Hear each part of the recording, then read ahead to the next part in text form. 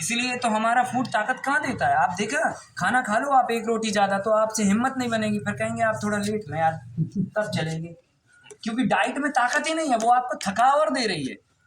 समझ रहा है? डाइट तो ऐसा होना चाहिए, खाने के बाद आप कह दो बताओ कौन सी पहाड़ी चढ़ना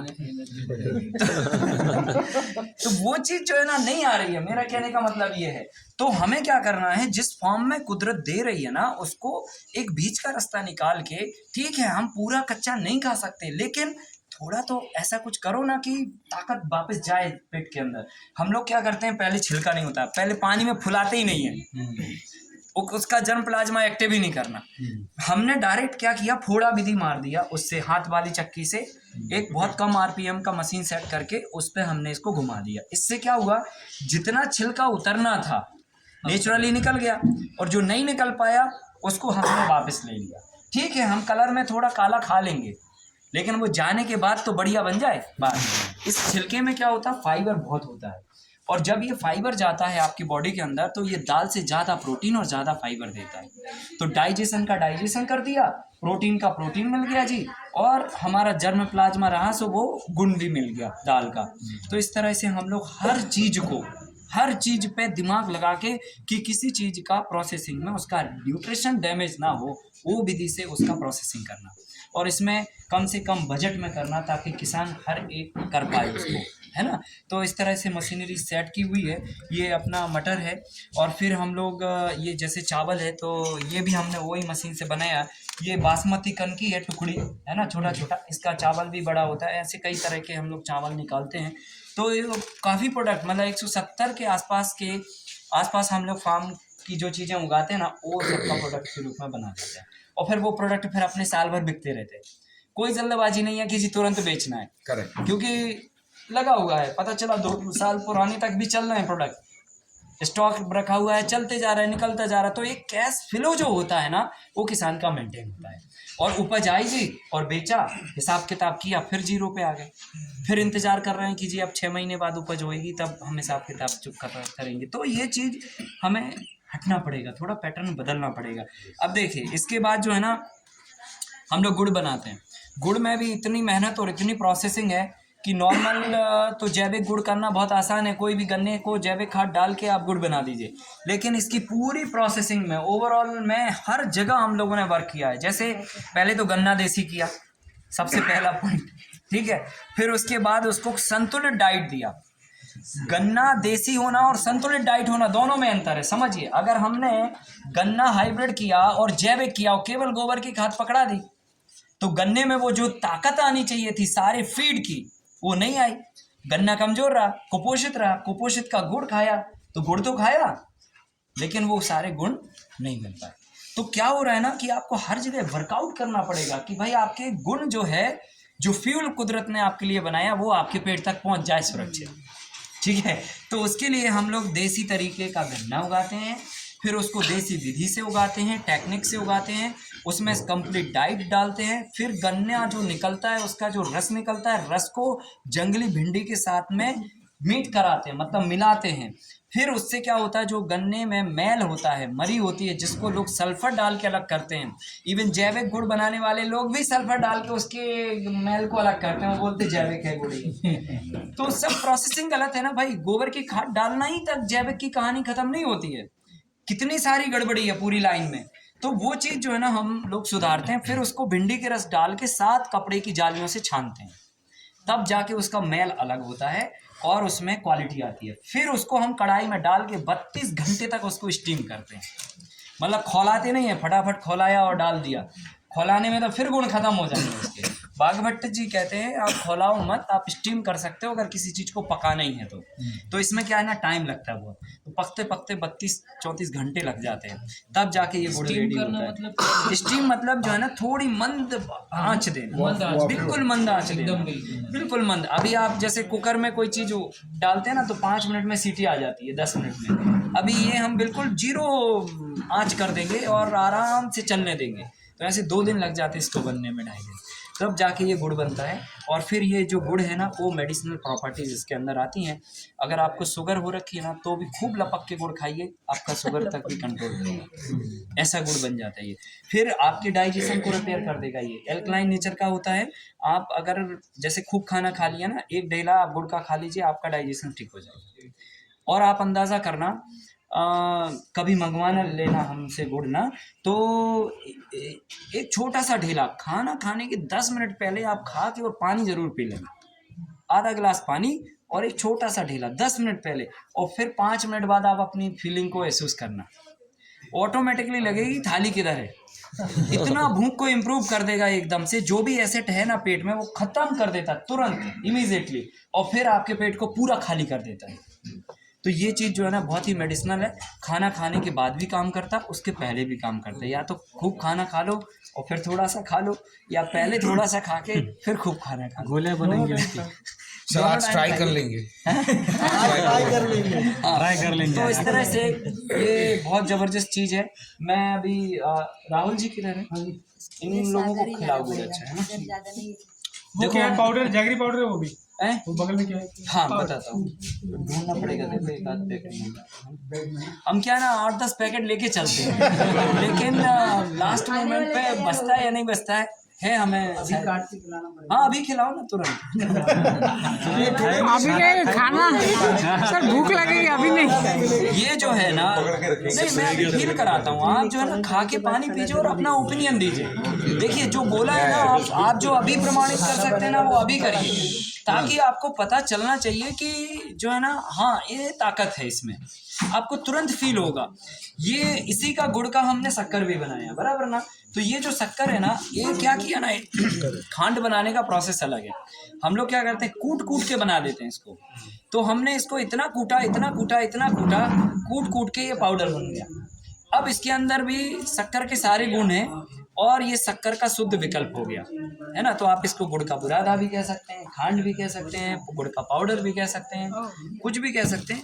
शक्कर की जगह पे आप इसको इस्तेमाल करिए। शक्कर में एसिडिटी बहुत ज़्यादा होती है और इसके अंदर जो है ना एसिडिटी नहीं होती तो है। वो गुड़ ही है ना बेसिक। हाँ ये गुड़ ही है, पाउडर ये गुड़ है और ये गुड़ का पाउडर है। जैसे आप मान के चलो आपको चाय बनानी है, तो हमारी आदत है ना जी, एक चम्मच निकाल के और डालने की, है ना।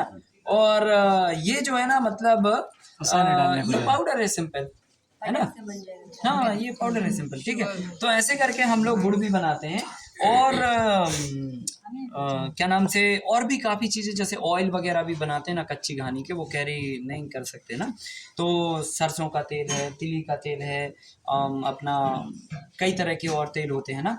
तो बहुत सारे ऐसे तेलों का हम लोग प्रोसेस करके कच्ची घानी का ऑयल भी बनाते हैं। वो कैसे लीटर रहता है अपने? वो सबका अलग अलग प्राइस होता है। जैसे सरसों का है ना, तो 320 रुपीज़ का वर्किंग आता है। तो जिस चीज़ का जितना वर्किंग आता है ना, वो उतना ही वर्किंग पे हम लोग फॉरवर्ड करते हैं। ये गुड़ है ना, 85 रुपीज़ की वर्किंग है इसका, तो उतना ही में हम लोग फॉरवर्ड करते हैं। हाँ ये मेहनत तो इसमें इतनी हो जाती ना कि 200 रुपये में भी कोई ना दे, क्योंकि इतना तामझाम करना आसान बात नहीं है। मतलब जो है ना, लोग ठीक है जैविक खाद डाल देंगे, पर ये तामझाम से लोग बचते हैं। इतना प्रोसेस कौन कर रहा है, इतनी माथा फोड़ी। तो ये सब करने में थोड़ा कॉस्टिंग लगती है, लेकिन हम लोग कैसे है ना, हमारा उद्देश्य है ना कि पेट में डलना चाहिए ये फ्यूल पहले, है ना। क्योंकि ये एक बार डलेगा ना, आप लोग सीखेंगे, आप लोग करेंगे, बढ़ेगा आगे जब काम, तो ठीक है वर्किंग होगा, सस्ता होगा, ठीक है, बाद में मिलेगा लोगों को। लेकिन अभी उद्देश्य है कि पेट में जाना चाहिए। तो ये सब सागर में ही होता है? सागर में ही करते हैं। 3 फार्म है अपने, 3-4 अच्छा। फार्म, अलग अलग फार्म पे अलग अलग एक्टिविटीज हम लोग करते हैं। जनवरी में जाने वाले सब देखेंगे। हाँ पर दाल बाटी की बात हुई है।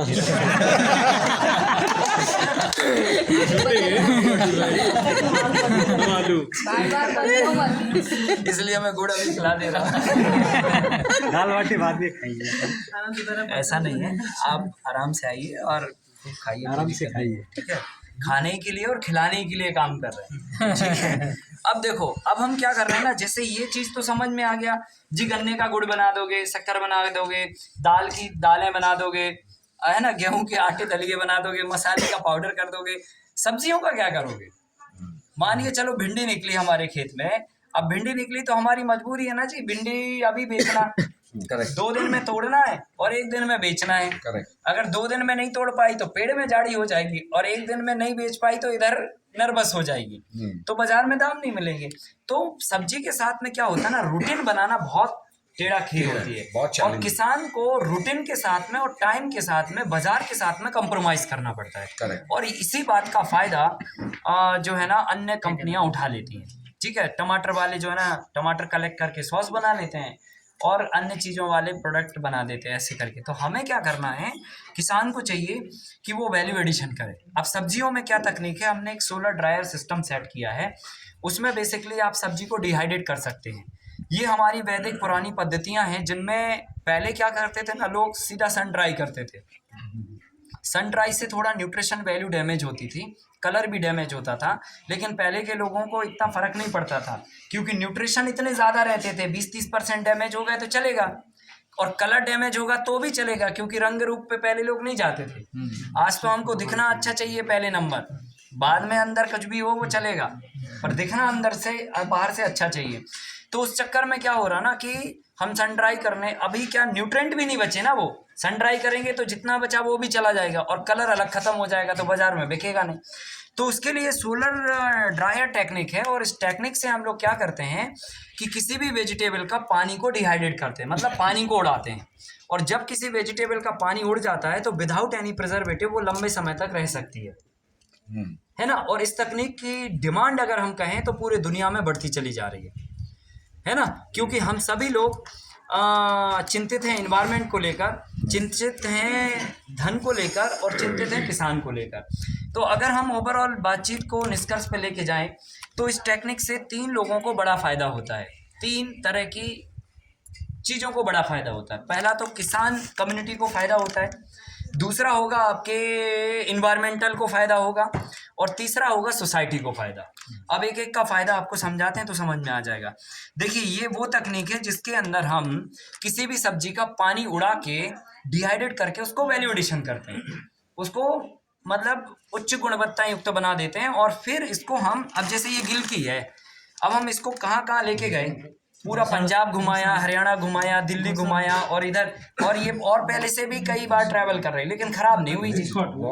अब हम इसको जो है ना, जैसे हमने ये ड्राई करके रख लिया, अब अगर हमें सब्जी बनानी है इसकी, या बीन्स की सब्जी बनानी है, कद्दू है, ये भिंडी है, अगर हमें सब्जी बनानी तो हम क्या करेंगे, 10 मिनट पहले ये भिंडी को गुनगुने पानी में डाल देंगे, ठीक है। और हमने इस भिंडी को निकाल के 10 ग्राम 20 ग्राम, जितना हम लोग हैं, एक आदमी को 20 ग्राम सफिशिएंट होएगा, 50 ग्राम बनाया तो 3 आदमी को चलेगा, तो 50 ग्राम भिंडी हमने गुनगुने पानी में डाल दिया, वो थोड़ी देर में फूल जाता है वापस, और फिर आपने फ्राई करके सब्जी बना लिया। आपको वही तत्व मिलेंगे, वही गुण मिलेंगे, वही टेस्ट मिलेगा, वही फ्लेवर मिलेगा, वही सब कुछ मिलेगा। तो अब इससे क्या हो रहा है ना कि हम अपना वक्त और टाइम दोनों बचा सकते हैं। अब अच्छा, अब गहराई की बात समझिए, क्या होता है जब एक किसान कोई सब्जी पैदा करता है। फॉर एग्जांपल, हमारे सागर में एक ट्रक भिंडी हमने पैदा की, अब हमें पुणे भेजना है या मुंबई भेजना है, तो मुंबई से एक ट्रक भेजने में 45,000 रुपये का भाड़ा लगता है, 900 किलोमीटर है। किधर पे भी से तो 60,000 लग रहा, किधर पे 90,000 लग रहा।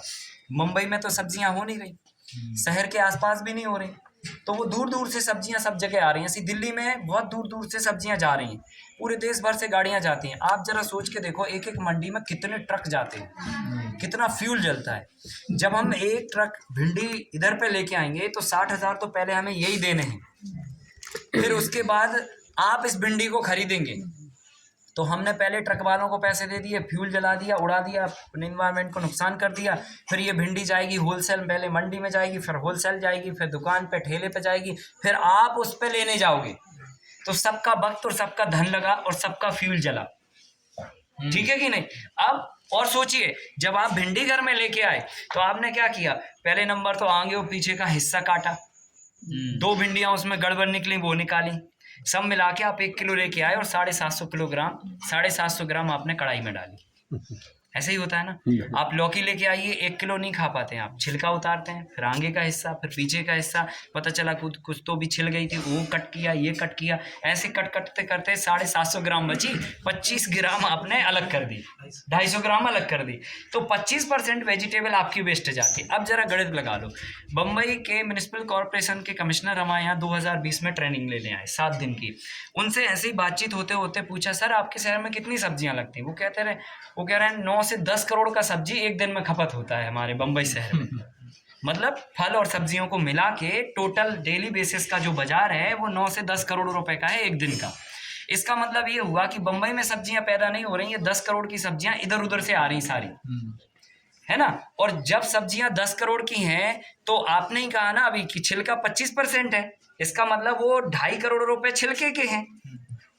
सही है कि नहीं है? और अब इस छिलके को हम कहाँ डालने वाले हैं? डंपिंग यार्ड में, क्योंकि छिलके को कोई रिसाइकिल तो करता नहीं, कोई 2-4 लोग करते होंगे अलग बात है, अपवाद स्वरूप कोई सोसाइटी में ठीक है जी कंपोस्ट बन रहा, बाकी तो डंपिंग यार्ड में ही सड़ रहा ना प्लास्टिक के साथ। तो वो 25% मनी वेस्ट है आपकी, 2.5 करोड़ रुपए डेली हम, और उसको भी हम ट्रांसपोर्ट कर रहे हैं गोरखपुर से, क्योंकि बम्बई के डंपिंग यार्ड में उसको सड़ाना है।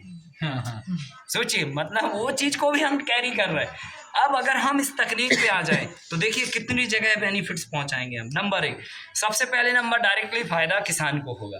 कैसे? मान के चलो हमारे पास 10 गाय हैं और 1 एकड़ में लौकी लगा रखी हमने, तो हम क्या करेंगे, लौकी के रेट अगर 40 रुपए बाजार में मिल गए तो धड़ धड़ बेच देंगे। जैसे ही 30 पे आए तो ब्रेक कर देंगे, नहीं बेचना। फिर क्या करेंगे, लौकी को छीलेंगे बढ़िया, दिन भर खेत में काम करेंगे, शाम को टीवी के सामने बैठ के सीरियल भी देखेंगे और लौकी भी छीलेंगे और गप्पे भी मारेंगे। लौकी छील काट के 25% जो छिलका निकाला वो रात को और सुबह गाय को खिलाएंगे। तो गाय मस्त हो जाएगा, क्योंकि लौकी उसने कभी खाई नहीं, ना छिलका खाया कभी। ठीक है कि नहीं? तो गाय जब जो है ना वेजिटेबल खाएगी, फुल न्यूट्रिशनल बेस्ड, भले छिलका खाएगी लेकिन वो गाय का हेल्थ इंप्रूव होगा, और उससे 3 फायदे होंगे। दूध बढ़ेगा, 2 पैसे का रेवेन्यू जनरेट हुआ, और गोबर मिल गया, गोबर जाके खेती को इम्प्रूव कर देगा। तो हमने जो 25% जो डंपिंग यार्ड में सड़ाना है, जिसपे हमें फ्यूल भी लगाना है, वो फ्यूल भी बच गया, वो वक्त भी बच गया, छिलका निकला तो गाय ने खाया, उसकी हेल्थ भी बढ़ गई, उससे दूध भी आ गया और उससे गोबर भी आ गया। तो किसान के पास कितने सारे फायदे हो गए। और अभी तो जो मुख्य फायदा वो बचा ही है, क्योंकि जो लौकी हम 1 ट्रक इधर लेके आने वाले थे उसमें हमारा कितना फ्यूल जल रहा था, 60,000। अब हमने ऐसे 100 ट्रक लौकी को डिहाइड्रेट किया तो वो 10 ट्रक में आ गई, 10 ट्रक में आ गई, तो 90 ट्रक का फ्यूल हमारा बच गया। तो 90 गुणा 60, आप सोच लो कितने लाख रुपए आपने बचा लिए। पॉल्यूशन भी कम कर दिया, पॉल्यूशन भी कम कर दिया, तो वो हमारा फ्यूल से जो पैसा खर्चा हो रहा था वो भी हमारा बच गया। और लौकी जो उधर जाके 10 रुपए के भाव में बिक रही थी, अब डिहाइड्रेट करने के बाद ये 400 रुपए किलो बिक रही। तो ठीक है, ये सूखने के बाद 10 किलो बची, माना तो 1000 की हुई, लेकिन बिकी तो 400 के हिसाब में 4000 रुपए की, तो 3000 का तो फायदा हुआ। तो 3 गुना तो आय हो गई ना। तो जो लौकी हमारी 10 की इधर बिक रही थी वो गीले में हमको 30 की पड़ गई, 40 की, और हमें ये छिलके अलग मिल गए और ट्रांसपोर्ट अलग नहीं करना पड़ा। तो ये सब जब वर्कआउट करेंगे तो 8-10 गुना इंस्टेंट किसान को वही खाते में पैसे चले जाते हैं। गीली है तो कितने में बिकेगी? ये 400 रुपए किलो का मटेरियल, सूखी अगर गीली हुई तो 10 रुपए किलो। जब महंगी बिक रही तो बाजार में बेचो, और जब डाउन हो गए रेट तो फिर डिहाइड्रेट कर दो। इसमें ग्राहकों का तो कुल मिला के ये है कि भाई जो है ना, पहले नंबर तो किसान को ये बेनिफिट हो गया कि उसका ट्रांसपोर्ट, उसका वक्त, उसका वैल्यू चेन, सप्लाई चेन, और ये सब इम्प्रूव हो गए, और 2 पैसे की आय। और अच्छा, हमें बेचने का भी डर नहीं है कि आज तोड़ी और कल ही बेचना है। आज तोड़ी, कल काटी, परसों सुखाई और फिर हमने 1 साल बाद बेची, कोई दिक्कत नहीं। जब हमें मर्जी का ग्राहक मिलेगा तभी हम बेचेंगे। तो ये सबसे, ये हो गया किसान को फायदा। अब आ जाते हैं हम सोसाइटी के फायदे की बात। सोसाइटी को ये फायदा होगा कि हम जो है ना, ये भिंडी तभी डिहाइड्रेट करेंगे जब सस्ती होगी, और जब सस्ती होगी भिंडी तब उस समय पे कोई पेस्टिसाइड उसमें नहीं डल रहा होगा। कारण, क्योंकि जब भिंडी ज्यादा आएगी तो सस्ती होगी, और जब ज्यादा तभी आएगी जब वो अपने आप उग रही होगी, क्योंकि हमारे उगाने पे तो ज़्यादा नहीं उगती है, ज़बरदस्ती हम उगाते हैं, तब फिर वो 10 बार दवाई और हार्मोन डालने पे कुछ 1-2 भिंडियाँ निकल के आती हैं। तो उसमें क्या होता है ना, जब महंगी होती है ना भिंडी, तभी हम वो भिंडी खाते हैं और तभी ज़्यादा पेस्टिसाइड और हार्मोन्स भी खाते हैं। शहर में ये बहुत तकलीफ है कि उनको चाहिए नया सब्जी जल्दी, तो नया सब्जी जल्दी, अब पता चला ठंड में भिंडी होती नहीं और ठंडी में भिंडी खानी उन्हें, तो क्या हो रहा, ठंड में भिंडी नहीं होगी और आप खाएंगे तो उगाना नहीं है, मतलब उग नहीं रही, वो उगा रहे हैं आप जबरदस्ती उगा रहे हैं हार्मोन्स डाल डाल के। तो उससे क्या होगा, आप जबरदस्ती का महंगा पेस्टिसाइड खा रहे हैं, मतलब सब्जी भी महंगी ले रहे हैं और दवाई भी ज़्यादा खा रहे हैं। अब हम कह रहे हैं आपको कि आप डिहाइड्रेटेड वेजिटेबल रख लीजिए, 1 किलो का डब्बा रख लीजिए, आपको 5 महीने चलेगा। अब भिंडी आप घर में खा रहे हैं तो ठीक है, 250 ग्राम आप लेके आएंगे एक बार, या 1 किलो लेके आएंगे। अब ऐसा तो नहीं है ना 1 किलो 1 महीने तक रखे रहेंगे, एक बार की भिंडी, एक बार की लौकी, एक बार की धनिया, ऐसे लेके आते हैं आप, ठीक है। तो 1 हफ्ते का भी बजट लेके आए तो एक सब्जी लेके आए, तो हर एक सब्जी को आप महीने भर नहीं चलाओगे, तो आपको बार बार लेने जाना है ना, तो बार बार वक्त बचेगा कि नहीं। एक डब्बा ला के रख लिया, 6 महीने तक भिंडी नहीं लेनी, एक डब्बा कद्दू का रख लो, एक डब्बा बैगन का रख लो, एक डब्बा धनिया का रख लो, एक डब्बा अदरक का रख लो, सबके एक डब्बे रख लो, खत्म, मंडी जाना ही नहीं, टाइम बच गया, एक्सपोर्ट कितना, टाइम बच गया और धन बच गया। हर बार लेने जाना, आप नहीं गए तो आपके कर्मचारी को जाना, कितना काम बच गया, और छीलने और काटने का भी वक्त बच गया बराबर। अब ये चिंता नहीं है कि जी अब ये छिलके का क्या करें, अब हम सोच तो रहे हैं जी किसान को हेल्प करें, पर्यावरण को हेल्प करें, लेकिन जाके फिर प्लास्टिक के साथ डालना ही पड़ता है। अब ऐसा ये भिंडी खाने में अपने आप हो गई, पर्यावरण की भी हेल्प हो गई, किसान की भी हेल्प हो गई, सही है कि नहीं। तो दोनों काम कर दिए और हमने किया कुछ है नहीं, भिंडी खाई अपनी। तो इस तरह से आप पेस्टिसाइड से भी बच जाएंगे, धन से भी बच जाएंगे और वक्त भी बच जाएगा आपका। अब इसके बाद एनवायरमेंट को फायदा क्या है, तो हर जगह जहाँ फ्यूल खर्च हो रहा है वो सब जगह पे फ्यूल बच रहा है, और ट्रांसपोर्टेशन में कितना हम पैसा बर्बाद करते हैं ना, उससे कितना कार्बन डाइऑक्साइड प्रोड्यूस होता है और कितना नुकसान होता है, वो चीज़ हमको समझना चाहिए। तो ऐसे करके आप लोग गुड़ भी मतलब खाते जाइए, चुपचाप आनंद भी लेते जाइए और सुनते भी जाइए। तो इस तरह से हम सोसाइटी को, इन्वायरमेंट को और किसान को डायरेक्टली फ़ायदा पहुंचाते हैं। अब सुनो, इन सब चीज़ों की अब डिमांड कहाँ है और इन सब चीज़ों को कैसे करना, तो इसके लिए मैंने बहुत छोटा इंस्ट्रूमेंट बनाया। ये करीब 8 बाई 4 के स्पेस का है, जितना ये स्पेस दिख रहा ना यहाँ पे, 8 फीट लंबा, 4 फीट चौड़ा, 10,000 रुपये के बजट में ये हमने बना लिया। एंड इसके बाद जो है ना, हमने उसमें पॉलीथीन से सेडेड करके और ट्रे डाल के, प्रॉपर उसका डायग्राम है वो भी दे देंगे, चिंता मत करो। तो ये आपको क्या करना है, कोई भी वेजिटेबल को काट के, टुकड़े करके, छील के, काट के और उसमें डाल देना। 4 से 5 दिन के बाद में ये ड्राई हो जाती है। एंड इसके बाद जो है ना, आप इसको कैरी करके कितने भी दिन पे रख सकते हैं। दुनिया में इसकी डिमांड काफ़ी बढ़ती जा रही है, क्योंकि सबको चाहिए कि इन्वायरमेंट बचे और वक्त बचे। ठीक है, इन्वायरमेंट के बारे में लोग सेकेंडरी सोचेंगे, लेकिन वक्त के बारे में लोग प्राइमरी सोचते हैं कि यार समय बच जाए, कुछ ऐसा हो जाए। तो ये समय बचाने का सबसे अच्छा माध्यम है। अब देखिए ये धनिया है, अभी नहीं, धनिया नहीं है, सॉरी मेथी है। अभी ये मेथी हमने ड्राई करके रख ली है, 600 रुपये में जा रही है हमारी। और अभी देखो शायद ये बाहर से आ रही है ना, अभी ये सील पैक है, उसके बाद भी स्मेल कर रही है, और ये लगभग 1-1.5 साल पुराना मटेरियल है, 1-1.5 साल पुराना। तो ये चीज़ जो है ना, अब देखिए क्या होता है ना, लोग मेथी का वेट करते हैं। अभी हम लोग बस इसका थोड़ा सा डस्ट डाल दें आटे में, मेथी के पराठे बन गए, पुड़ियाँ बन गई मेथी का जो करना वो कर दिया। तो इस तरह से कोई भी चीज़ को आप वैल्यू एडिट कर सकते हैं और लंबे समय तक रिजर्व करके रख सकते हैं। अब दुनिया में इसकी डिमांड काफ़ी बढ़ रही है। अभी अरब कंट्रीज़ में जहाँ पर सब्जियाँ नहीं उगती हैं, या बहुत सारे देशों में देखा जाए, यूरोपियन कंट्रीज़ में जहाँ सब्जियाँ जानते भी नहीं हैं लोग, वहाँ पर इन सब चीज़ों की काफ़ी अच्छी डिमांड है। और विदेशों में क्या, इधर से कोई अगर दुबई लौकी लेके जा रहा, कितना डैमेज, कितना ट्रांसपोर्ट, कितना सब बैठेगा, और ये आप बैरल में भर के ले जाइए तो महीने भर का मटेरियल एक बार में ट्रांसपोर्ट हो जाएगा, तो प्रोडक्ट सस्ता पड़ेगा ना भाई। तो इसलिए किसान को और इन्वायरमेंट और सोसाइटी तीनों को फ़ायदा हो रहा है, और दुनिया इस तरफ अब मूव हो रही है। आपको चाहिए कि आप पहले से तैयार हो जाओ। देखो ये काम अगर आप नहीं करोगे ना, तो आप देख लेना 10 साल में कितनी बड़ी बड़ी कंपनियां 1-2 हज़ार करोड़ के टर्नओवर के साथ आगे बढ़ेगी। तो बेटर है कि आपको अगर ये बात समझ में आ गई हो ना, तो लग जाना चाहिए आपको। छोटी सी जगह चाहिए। अगर आपका घर भी है ना, ये घर की छत पे भी आप मतलब हज़ारों रुपए का वेजिटेबल ड्राई करके और ये काम शुरू कर सकते हो। बम्बई आपके नज़दीक में है, बम्बई में सबसे ज़्यादा इन सब चीज़ों की डिमांड है, लोगों को वक्त बचाना है, आप उनके बीच में ये सब चीज़ें लेके जाएंगे तो उसका उनको फ़ायदा मिलेगा और आपको भी फ़ायदा मिलेगा। तो ये मशीन कितने का आता है? ये आता नहीं है, मतलब इसका ड्राइंग हमने बनाया है, वो हम आपको दे देंगे ड्राइंग, आप उसे बना सकते हो कोई भी फैब्रिकेटर को बुला के। ईमानदारी से कोई रहता नहीं ये सब Second round. मतलब जो है ना एयर टाइट अगर पैकिंग हो तो लंबे समय तक रिजर्व करके रखा जा सकता है। डिग्री है। सो कुल मिला के मेरा कहना ये है कि आप जो है ना इन सब चीज़ों पे आइए और अपना एक एक प्रोडक्ट पे एंटरप्रेन्योरशिप खड़ी करिए।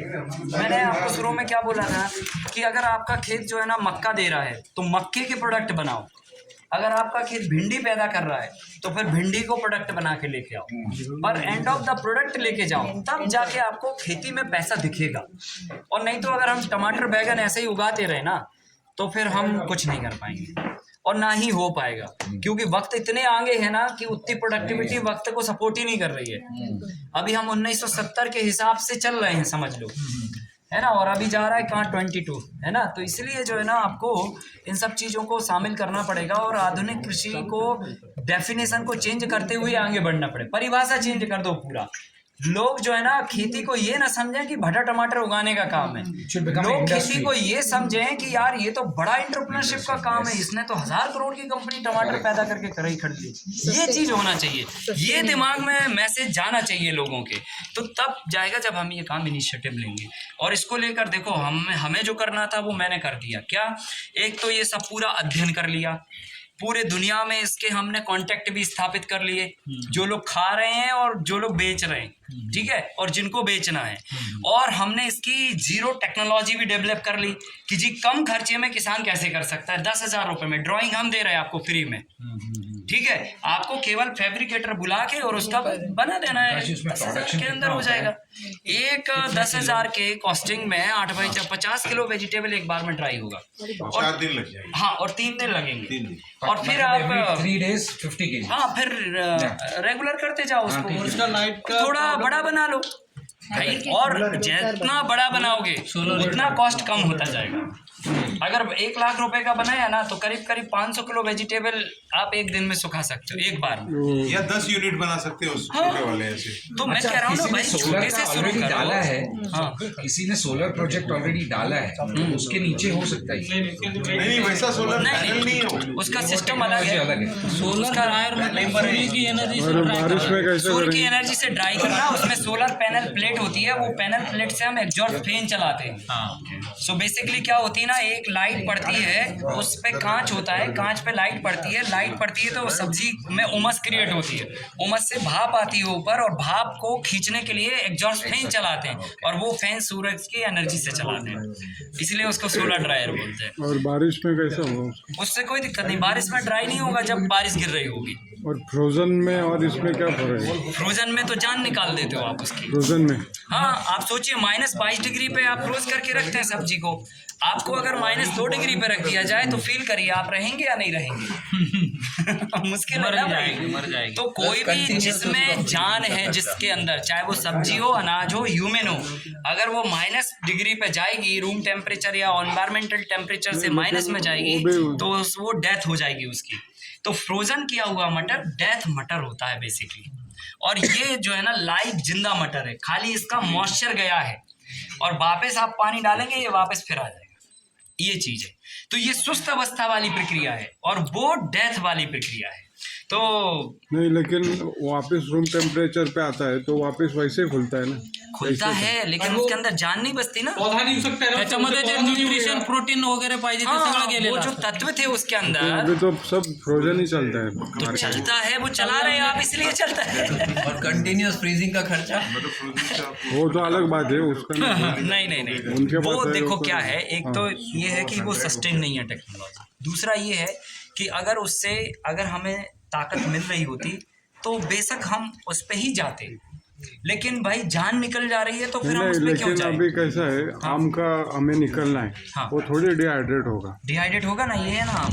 नहीं आम का जो पल्प बोलते हैं हाँ। वो तो आम पापड़ बना उसमें करते हैं ना नहीं तो ज़्यादा। पल्प निकालना तो पल्प निकालिए ना, उसमें विदाउट कितना प्रिजर्वेटिव बड़ा आप ये रख सकते हैं ना उसको, कोई दिक्कत नहीं है। स्लाइस वगैरह है ना वो तो ऐसे ही है हाँ कर सकते स्लाइस जो है वो तो हैं। आप स्लाइस को भी अगर चाहें तो जैसे पपीता है, हाँ। हमने पपीते को फ्रेश काटा, अब हम चाहते हैं ये 2 महीने बाद खाएं, तो आप इसको डिहाइड्रेट कर सकते हैं। जैसा आप उसमें करते हैं ना बॉइलिंग प्रोसेस में, उसका पूरा जान निकाल के बिल्कुल उसको ऐसे डाल देते हैं, बिल्कुल हो जाता है वो, वैसे ही रबड़ के माफिक आप इसमें भी कर सकते सर वो थाईलैंड में ना मिलता है वो सब हैं। है सेम चीज, लेकिन दोनों में फर्क इतना है कि वो एकदम से हीट निकाल के उसको बर्न करके उसके तत्व खत्म कर रही है, और ये स्लो प्रोसेस में इसके पानी को खत्म कर रही है, केवल तत्व खत्म नहीं कर रही।